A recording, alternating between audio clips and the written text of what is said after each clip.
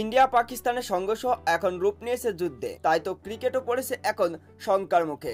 India পাকিস্তানের হামলা পাল্টা হামলাতে ক্ষয়ক্ষতি হচ্ছে ভারতীয় এবং পাকিস্তানি ক্রিকেট, বন্ধের মুখে পড়েছে ভারতীয় আইপিএল, এমনকি পাকিস্তানি প্রিমিয়ার লিগ পিএসএল। ভারতীয় যুদ্ধ ড্রোন অবশ্য পাকিস্তানি রাওয়ালপিন্ডিতে প্রথমে গিয়ে আঘাত আনে। স্টেডিয়ামের একেবারে কাছে একটা ড্রোন হামলা করে ভারতীয়রা, এরপরে আবার পাল্টা ড্রোন হামলা চালায় পাকিস্তানিরা।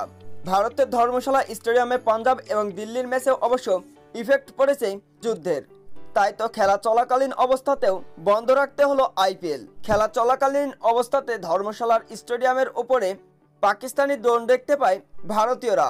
এরপরে অবশ্য পাঞ্জাব এবং দিল্লির ম্যাচটিকে স্থগিত করেছে, সাথে সাথে ফ্লাড লাইট বন্ধ করে দিয়ে ক্রিকেটার এবং দর্শকদের নিরাপদ জায়গায় নিয়েছে ভারতীয় ক্রিকেট বোর্ড। তাই তো ক্রিকেট পড়েছে শঙ্কার মুখে।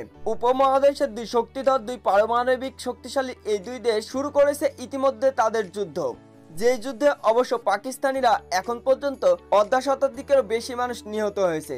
অসহায় মানুষের ওপরে হামলা করেছে ভারতীয়রা, এমনকি পাকিস্তানের মসজিদে হামলা করতে বাধ্য হয়নি ভারতীয় সেনারা।